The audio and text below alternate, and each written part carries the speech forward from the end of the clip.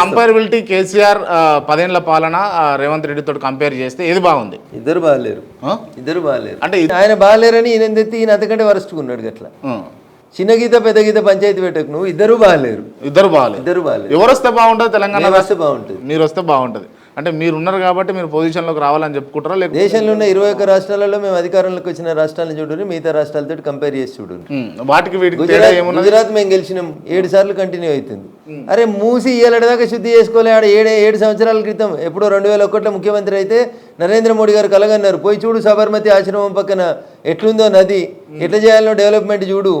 దాన్ని చూడకుండా ఇప్పుడు మూసి అని పోయిన వాళ్ళు నోటీస్ ఇచ్చారు, వచ్చిన వాళ్ళు నోటీస్ ఇస్తున్నాడు, వీళ్ళు ఇద్దరు తిట్టుకుంటున్నారు. But what is a development? Bhagyanagaram మధ్యలో మూసి మురికిలో కొన్ని వేల కుటుంబాలు దశాబ్దాల కొద్ది బతుకుతున్నాయి. ఆన్నే డెలివరీ అవుతారు, ఆన్నే పిల్లలు పుడుతారు, ఆన్నే చదువుకుంటారు, మళ్ళాడు పెళ్లి చేసుకున్నాడు కూడా. ఎన్నడా బాను నీ మూసిని శుద్ధి చేసేది? మీకు ఏముంది కాన్సెప్ట్? ఏముంది? మా కాన్సెప్ట్ అంతే. అదే గరీబోడు ఏడుంటాడో పార్టీ పనిచేస్తుంది. గరీబోని అప్లిఫ్ట్మెంట్ కోసమే మేము పనిచేస్తున్నాం. చెప్పేసి వాళ్ళు టేకప్ చేసిరు కదా, దానికి సంబంధించి చేస్తా ఉన్నారు. ఏం చేసిరు? అంతా తిరుగుతున్నారు కదా. తిరిగితే కాదు సమస్య పరిష్కారం. గరీబోని ఎక్కడ తీసుకుపోయి అంతకంటే మంచి స్థానంలో ఉంచగలుగుతావు. నువ్వు పోయి ఆడ పడుకో అన్నాడు. మా పార్టీ మొత్తం పోయి ఆడ పడుకొని చూసింది. మరి నువ్వు వచ్చి ఒక్కొక్క రోజు పడుకోరు మీరు, అంతే కదా? అదే మీరు ఒక రోజు వచ్చి పడుకోరు. ఆయన అదే అడిగిండు, ఒక రాత్రి పడుకొని నీకు చేతనైతే తెలుస్తుంది కష్టమో అన్నాడు. పడుకొని చూపెట్టినాం.